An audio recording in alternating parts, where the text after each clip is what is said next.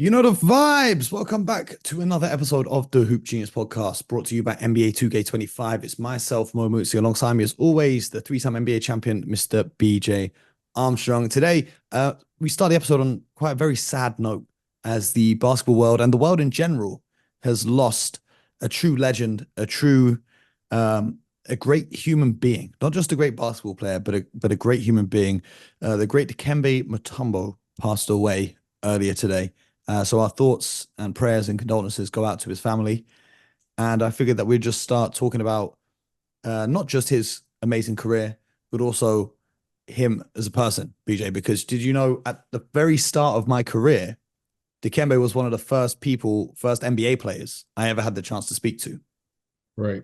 And it was only supposed to be like a 2 minute little interview Q&A kind of thing. He decided to take almost an hour to sit down and give me advice about life. We weren't even talking about basketball. He was telling me how to conduct myself. I was like 18, right? When I first started doing this.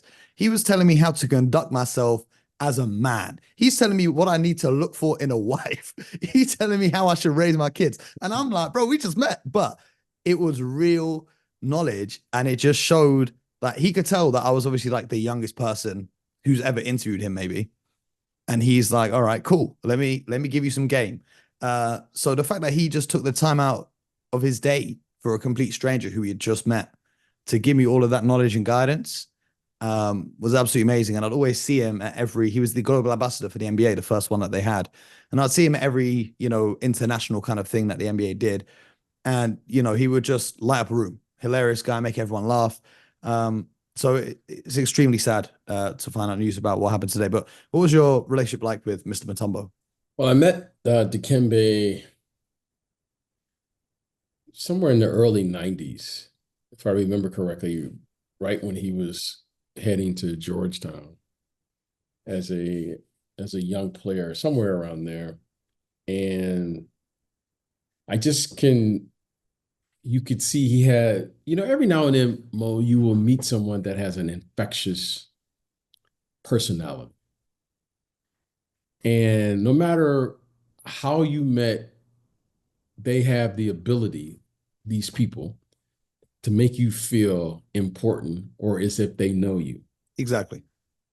And first of all, anyone who had an opportunity to meet or spend time with Dikembe, there's two things are going to happen. One, he was going to make you laugh. He had this deep voice, and he had this personality where he was like, "Do I know him? like, like, like I just met you." But he always made you feel important, and you had a smile on your face. He was one of the few players that I've ever played against that you would talk trash or he would talk trash, and you could do nothing but laugh when he Yeah. would start wagging his finger. And when he would start telling you to get that out of here, and Did, he did would tell everyone, did he block one of your shots or of, multiple of your shots? I wouldn't have played in the But NBA if I didn't get okay, my shot blocked. but what the first time he did that and hit the finger wag, what did you say? What was it? What did you say? You just started laughing. Okay. You just started laughing because I was, first of all, there was always things going on in the locker room. Who was going to be the first one to dunk on him? Yeah, we've seen Okay. we've seen some clips of the trash talk Okay. between MJ and Dikembe about that. So he knew it, and every team in the league and every player, right? And he was a great competitor, but he just had a great spirit. His spirit is what, we can talk about the blocking shots and the waving the finger, and you do it and you would just laugh because he knows everyone's trying to dunk on him. You knew it. I'm going to sneak one by him, and he blocks it. And he goes, "No, no, he does it." And he would do it to everyone. And it was like one of those things that were during the course of the game that it was all in good spirit. It wasn't like he was doing it to show anyone up. He was just part of the game, and the referees allowed it. The players loved it. and you loved him. And when you did dunk on him or someone dunked on him, right? I wasn't one of those people that dunked on him. And he would catch you after the end of the game. Ah, you not gonna. I could hear his voice in his Yep. deep voice, Like the Cookie and Monster voice. yeah, he would deep voice. Or if he blocked his shot, he would ask you, "Do you have ESPN?" And he started telling you, and he would just make you laugh. And everyone loved him, and all of the coaches loved him because he was a great defensive player. Your four-time And defensive player of the year. yes, so he will be missed. The work that he did is beyond, right? I mean, he was one of the great players from the DRC, right? The Democratic Republic of Congo. He built a Mhm. hospital. The beautiful work that he's done all around the world to as an ambassador for the game, an ambassador for The the basketball without continent, borders. basketball borders, the continent of Africa. He worked with the NBA. He has achieved so much. A husband, a father, and countless people that he's impacted their lives all around the world. So he will be missed because of what he meant to so many people. And so many people that I spoke to today in the NBA, people in the media, former teammates, colleagues, friends. He was just, he was a great human being. He really was. You hear people say, but he was not only was he tall, but he was really a giant Yeah. because of he was just His he had stature, such his a presence. yeah, he had a kind spirit about him, and he will be missed. I don't think people fully understand just how much stuff he did outside of basketball, so much humanitarian work. And, this summer, one of the highlights of the summer was seeing that South Sudan team and what they were able to achieve by qualifying for the Olympics and the joy that they Right. played with. But just what, 13 years ago, 12, 13 years ago, it was Dikembe who went to South Sudan with Sam Perkins to lead basketball clinics around the country. And if you think about that timeline of 13 years ago, I don't know for facts because I don't know which kids went to that camp, but 13 years later, look at the team that they've got. And you can see the impact that him taking Yeah, the time to go and do things like that made. well, Dikembe, that's what he was all about. He was, Dikembe was a person of the people. He was there. Dikembe wasn't just he didn't lend his name.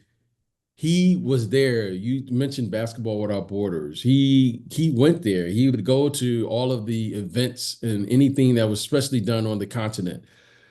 He was here in the States. You would see him at Summer League.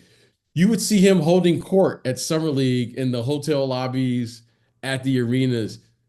When we would go to the NBA draft and things, Dikembe, where everyone was going to be, he just had that type of personality. And like I said, he did the work, he enjoyed it, and the people loved him. When I would go to the NBA office, you had to at least factor in 30 to 45 minutes if you walked by his space, his office, Mm-hmm. because he was going, "Hey, what are you doing?" And, so he was just great. And like I said, he's going to be missed. And he, his impact on people, right? We're talking about just the game, but his impact on people, that is the thing that I will I will never ever forget about him is his impact because you couldn't help but smile when you met him because he was just so funny. He was always trash talking in his way. And Mm-hmm. that's what was so funny about it. And he didn't care who you were, he trash talked with everyone. So, we will miss, and our condolences to his family, his kids, and to all that came in contact with him. Yep. And let's talk a little bit about his career, because he had a really impressive career. He played for, I don't know how, he started in what, 91 draft, 1990 draft, finished Okay. playing in 2009, Oh, which is wow. a crazy, yeah, 1991 fourth overall pick by the Denver Nuggets. Played for the Nuggets, the Hawks, the Sixers when they made that run to the final and went up against the Lakers. Then he played for the Nets, the Knicks, and then finished his career with the Houston Rockets. 8-time All-Star, 2-time All-NBA, 4-time Defensive Player of the Year, 3-time All-Defensive First Team, and it goes on and on. Twice led the league in rebounding, 3 times he led the league in blocks, and his jersey's been retired by the Hawks and the Nuggets. Um, but what really stands out is after the Nuggets. Do you remember the series where the Nuggets beat? I think it was the Supersonics. Seattle Supersonics. Yes, I And there's a remember that. shot of him. When There's was like that? a Like 91? It's like, was that like 91? no, that was 94 Right. because the Sonics were the one seed in 94 Okay. because they were the eighth seed, right? So they were like barely above 500. The Hmm. Sonics won 63 games. Um, and then they pulled off one of the biggest playoff upsets of all time. Okay. It was a 5 game series back then. But so there's a picture of him like on the court immediately after the game, like holding the basketball in like tears of joy. And I saw someone tweet the picture earlier or tweet the clip earlier, and they were like, nothing shows you the joy that sports can bring quite like this clip because he's just so overcome with emotions of the accomplishment that they've just achieved. And it's just there's so many iconic moments throughout NBA history that he has been a part of. What stands out to you from his career, aside from, of course, the finger wag and the shot blocking? Were there any key games or any key moments that you really look back on? Well, I can remember that. I think it happened in well, 90, 91, somewhere around Oh, there, okay, right? okay. Is it okay? I can remember that moment because they were in the Western Conference, and it's been so long ago. If hopefully I'm remembering this correctly, that was one of the first, if not the first time, an eight seed beat the number one seed, if I remember correctly. Seattle was the number one seed, or Yeah, I that was think I it was remember. 94. It was 94. Okay, is that when was that 94? Somewhere around there. Yeah. Okay. And that to me was one of the things where you saw how impactful he was as a player, right? And is that how the story went, Mo? He was the eight seed, they were the eight Yeah, seed, they the were Denver Nuggets. they were 42 and 40, and the Sonics were a And it was 63 win 60. team. But it was a 5 round. That's why people don't talk about an 8 seed beating a 1 seed. It doesn't get mentioned because it wasn't a 7 game series. That was a Yes. 5 game 5 game series. series. And two Yes. of the games, I think the Nuggets won in overtime as well. Yes. And it was just, I just remember his presence was what he did throughout that series. I mean, he was just a one man, he was just like a one man game on the defensive end and what he was able to do. And I can vividly, I remember watching that game that I remember he just caught the ball, laid on the floor, and he just started like it was like one of those moments that you just couldn't believe. First of all, that an eight seed just beat a number one seed, but more importantly, like no one thought that that was possible. And he did it. And when I say he, the Denver Nuggets did it. So I just remember that, and I just remember, like I said, he was just one of those great guys that you knew, and you saw what he was able to do. But I vividly remember watching that game live. So that moment kind of sticks out in my mind. Yeah, I think it goes back to like, yesterday we were talking about the Timberwolves and the Knicks and whatnot, and you were saying, Rudy Gobert and Mitchell Robinson, they're there to erase teams' mistakes. That series, I think it was Sharif Abdul-Rahim he was the guard for the Nuggets, right? He wasn't the best defender, but it just didn't matter because the Sonics didn't want to drive to the hoop because Dikembe was there. Like his mere presence alone and well, like their defensive scheme in general just ruined the game plan for the Supersonics, the game plan that had led them to 63 wins in the regular season. Um, so it's kind of crazy. Like when you look back at these moments in history and reflect on them, but it just goes to show you how short life is, which is kind of sad. Yeah, I don't know if we should talk about anything else. Maybe we should save everything else for tomorrow and just leave that how it is as a Yeah, fitting I just tribute. like again, on behalf of the NBA and this amazing brotherhood that we have here that we've created, we've we've we've lost a dear friend because he was a friend to many. And to all of us that knew him personally, to all of us who played against him, competed against him, but more importantly, many of us got to share moments with him. He will be missed. And when you talk about the global game and you talk about people who are impactful and what sports can do, we should turn to Dikembe Mutombo as an example of how powerful sports can do and what it can do in bringing people together. He what he was able to accomplish. Listen, you guys can Google all of that and see what he was able to do. But to say you actually knew him and what he did to anyone who came in contact with him, you will hear story after story after story because he was that impactful. So, on behalf of the NBA, Dikembe, thank you. Thank you for everything you did for the game. Thank you for everything you did in your life. But more importantly, thank you for being you because you meant so much to the world and you made this world a better place. He did that. And it was a pleasure to know him, to become a friend, but more importantly, there are thousands and thousands of people, probably millions of people could say the same thing. Mhm. And he always made us feel like we were important. And I'll forever remember his smile. If there's anything that I can say, is his smile and that big giant laugh that he had. He would always, he was always there to talk trash. I could hear him right now. So, and rest in peace. And we will miss the big fellow.